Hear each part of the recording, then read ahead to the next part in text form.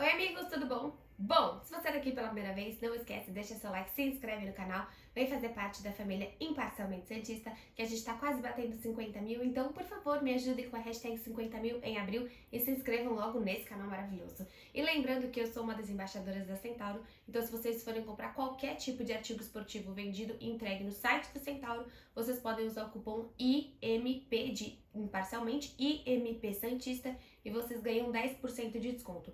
Camisetas do Santos, bola, chuteira, legging, camisa, qualquer coisa que seja vendida e entregue pela Centauro, vocês colocam lá o meu cupom no site da Centauro e ganham 10% de desconto, e também é uma forma aí de vocês apoiarem o canal.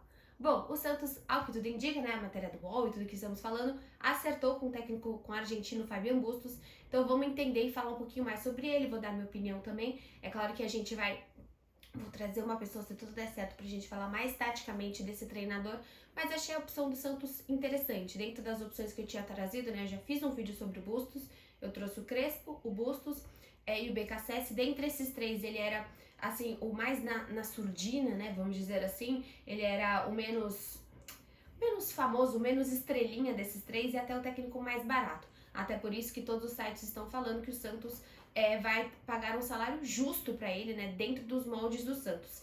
Não vi, se vocês virem até o momento, são 8h23 da manhã, o salário que ele vai receber. Algumas pessoas estão falando que ele vai trazer 3 membros da comissão técnica, o Musset falou que isso ainda não está fechado, então vamos entender como que ele vem, né? Normalmente o Santos traz técnicos com 1 ou 2 membros, agora tem gente falando que ele chegará com 3 membros da sua comissão. Vamos entender melhor como que isso vai funcionar. Mas em termos de salários, até o que todos os portais estão falando é que o Santos não está fazendo loucura. E assim a gente espera. Bom, olhando um pouquinho sobre a história do técnico, né? O treinador começou a sua carreira no Manta FC do Equador lá em 2009. Por mais que ele seja um treinador argentino, ele nunca treinou na Argentina. E até tem um site, agora eu perdi, era um blog do UOL que falava muito sobre isso. Os argentinos falando muito por que o Bustos nunca deu certo na Argentina, né? Por que nunca deram uma grande oportunidade para ele. Tem gente que o compara com o Galhardo, compara com o Sampaoli, porque ele fez trabalhos, por mais que teoricamente em times menores ali do Equador, ele nunca teve uma grande oportunidade na Argentina. O que eu acho legal, né? Ele saiu vitorioso no Delfim, aqui e também no Barcelona de Guayaquil, que é o seu atual clube, mas eu acho legal que o Santos tirou um técnico de algum lugar. Então a proposta do Santos, por alguma razão, foi atrativa. A proposta de treinar um clube brasileiro, a proposta de treinar um Santos, tirou o cara de um lugar teoricamente confortável, né? Ele estava no Barcelona desde 2020, para poder vir para o Santos e ter esse desafio que a gente sabe que é treinar o Santos Futebol Clube. Então isso me agrada. A gente vê novamente, aos pouquinhos, o poder dessa tal camisa do Santos, que por tão massacrada, né, por tanto tempo aí, a gente sofre para que as pessoas honrem a nossa história, e talvez nesse momento veja um cara de 52 anos que olhe para o Santos de uma forma que a gente olha para o Santos. Bom, como eu falei, ele iniciou sua carreira em 2009, ele girou por vários clubes, que nem faz sentido a gente ficar falando um por um, mas ele teve destaque no Delfim do Equador por ele conseguir ter levado o clube à Libertadores. Era apenas a 3ª vez em sua história que o clube participava da competição internacional, e isso é muito legal. Tem um negócio muito legal aqui que eu vi, agora não sei se eu vou achar, que ele também passou pela gestão de alguns clubes, e além de ter passado pela gestão de alguns clubes, ele chegou a trabalhar nas categorias de base também. E até estava escrito, né, que isso era algo que o Santos realmente estava olhando com os bons olhos. O Fabian Bustos, ele foi campeão da Série B e da Série A pelo Delfim, além de uma Copa do Equador, e pelo Barcelona de Guayaquil, foi novamente campeão nacional e foi eleito o melhor técnico do Equador em 2019 e 2020. Isso é muito interessante para ver que, assim, o Santos não tá pegando, com todo respeito, mas um Gesualdo, por exemplo, que era um técnico que a gente também não conhecia tanto, mas que a gente era tão desconhecido que dava até um receio no torcedor santista. Aqui no UOL eles separaram algumas coisas sobre o técnico, né, o famoso currículo sobre o técnico. Dizem, ao que tudo indica, assim, que ele não é aquele cara mais ofensivo, não é um BKSS, não é um Sampaoli, e eu gosto. Como eu falei nos meus últimos vídeos, eu não acho que o Santos hoje tem a competência técnica para jogar como a gente jogava com o Sampaoli, para jogar dessa loucura. Eu acho que o Santos precisa ainda ter uma passagem o DNA ofensivo tá correndo em nossas veias, mas ele vai ter que esperar um pouquinho para ser totalmente ativado. Porque o Santos precisa melhorar um pouco a sua habilidade, sua capacidade técnica, sua saída de bola, sua calma, né? São muitos meninos nesse time para que a gente simplesmente abra o jogo e aconteça o que aconteceu contra o jogo contra o São Paulo. O jogo do Bustos, ao que tudo indica, é um time que consegue marcar vários gols, mas que toma poucos gols, porque o foco dele é uma boa defesa. Então acredito que ele vai gostar aí de trabalhar com a nossa dupla de zagueiros, que é hoje no Santos, como eu sempre falo, né, uma dos posicionamentos mais sólidos que a gente tem hoje é ter achado Eduardo Bauman e Kaique feito essa dupla. Bom, diz que é uma equipe versátil, uma equipe que faz várias rotações, uma equipe que varia de acordo com o adversário, localidade e também com o momento técnico dos seus jogadores. Acho que quando a gente lê momento técnico dos seus jogadores, a gente já pensa em Felipe Jonathan, né? Então talvez ele seja um cara que não vai insistir com o Felipe Jonathan na lateral, vai entender o momento dele de trabalhar no meio de campo, vai entender o momento, às vezes, do próprio Camacho, que ainda não tá no que já pôde apresentar, no Zanocelo, que está em evolução. Então talvez que essa questão de entender o momento técnico dos seus jogadores é interessante. E eu vi um site também falando do seu cavalheirismo e bom modo de tratar os jogadores, né? Acho isso muito legal, eu sou totalmente contra o jeito que a gente via e o jeito que era exposto como o Diniz tratava com os jogadores do Santos. Não gosto disso. Então eu vejo muito esse. Não precisa. A gente não tá falando que ser um técnico bananão é o ideal. Não, não é, mas eu acho que o respeito é o ideal. E eu não gostava do jeito que a gente via o respeito que não acontecia entre o Diniz com os jogadores do Santos. Você lembra a questão do Ângelo, a questão do Madison? Eu realmente não gosto. Então, se ele for um cara, até porque um cara desse porte normalmente ganha respeito dos jornalistas, respeito da imprensa, e a gente para mais um pouquinho para ouvi-lo do que simplesmente criticar. Então, eu espero realmente que seja esse cara aí, esse cavalheiro, esse cara que consegue passar o respeito, para que ele receba também esse respeito de volta.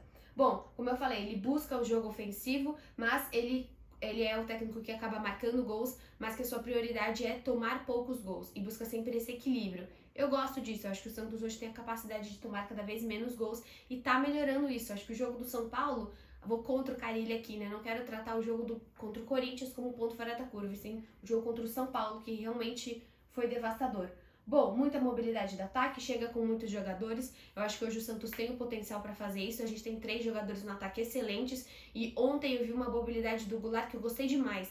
Então você pensar que um time consegue chegar, seja com o Braga, o Ângelo e o Marcos Leonardo, seja trocando o Lucas Braga pelo próprio Marcos Guilherme, brincando nesse ataque, eu acho que o Santos consegue chegar com muita efetividade. Ainda mais sobre essa maestria do Goulart, que realmente ontem eu gostei da partida dele e fiquei mais animada. Bom, realiza triangulações e profundidade dos laterais. Profundidade dos laterais é o que a gente está vendo bastante no jogo do Santos. Acredito que tomara que o Auro, mas acredito que o Madison consiga se encaixar muito nisso. E o Lucas Pires é incrível, né? Eu acho que assim, ele é um cara que hoje está conseguindo fazer, criar muito mais na lateral esquerda e também passar mais confiança. Acho que essa profundidade que ele diz, esse jogo do Lucas Pires com o Lucas Braga, esse jogo do Madison com o Ângelo, acredito que vai dar muito certo pelo que está aqui no currículo do nosso novo treinador. Utiliza a pressão alta sobre os adversários, ainda no campo rival, e uma rápida recuperação ao defender. Eu acho que o Santos, nisso, às vezes a gente está... Acredito que essa seja uma defasagem. A gente vê o Santos demorando muitas vezes na recomposição. O Santos toma muitos contra-ataques ainda. Normalmente o time nem é tão veloz, mas o Santos tá meio bagunçado. Não sei se ele vai querer muitas vezes olhar no posicionamento do Camacho, no posicionamento do Sandri, entender se esses laterais vão ter que realmente ser muito velozes para fazer esse grande corredor e conseguir voltar na marcação. Mas acho que desses pontos que eu tô trazendo para vocês, essa questão da recuperação da bola, né? Recomposição de jogo, eu acredito que ainda o Santos vai olhar mais um pouquinho. Bom, deixa eu ver se tem mais alguma coisa muito legal pra gente falar. Ah, sobre a multa, né? Como eu falei pra vocês, como ele está em outro clube, o Santos vai ter que pagar uma multa de cerca de 750 mil. O Santos julga que essa multa não é tão alta. Vi alguns sites até falando que ele iria pagar, o próprio técnico ia pagar, mas o que os grandes portais estão falando que não, que o Santos vai arcar com essa multa nesse momento de 150 mil dólares, seria cerca de 750 mil reais, e que aí o Santos consegue trazer o treinador para dentro do clube. Nesse momento, aliás, ontem o Barcelona ganhou, ganhou contra o Universitário, o Barcelona de Guayaquil ganhou de 2-0.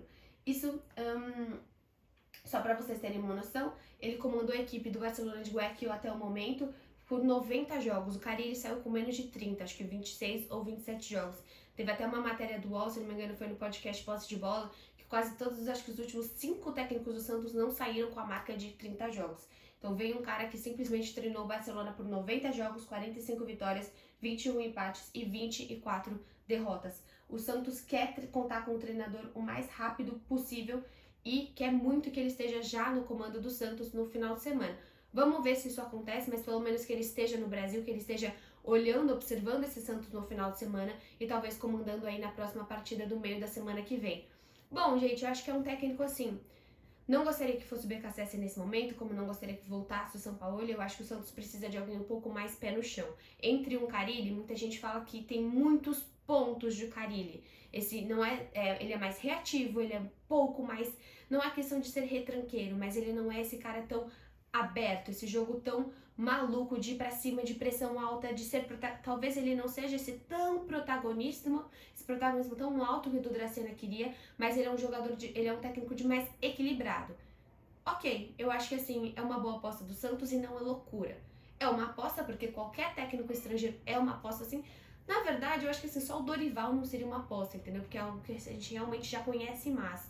Mas de todo jeito, é uma aposta do Santos, não é uma loucura de salários, não é um cara que vai pedir um monte de gente. Acho que o Santos, conforme a gente foi passando aqui nesse currículo que o UOL trouxe, consegue suportar alguns fatores, ele obviamente vai ter que treinar e melhorar outros. Prefiro que troque agora do que troque pro brasileiro. Ontem a gente passou num jogo bem complicadinho, que poderia definir um vexame pro Santos em 2022, a gente sabe que a Copa do Brasil é assim. Tô animada, vamos esperar aí que ele chegue, trocamos de Fábio para Fabiano e que agora tomara que o Santos decole e faça um campeonato melhor, um ano melhor, pelo menos que a gente seja mais calminho, não é mesmo? É isso. Muito obrigada por estarem comigo. Até o próximo vídeo.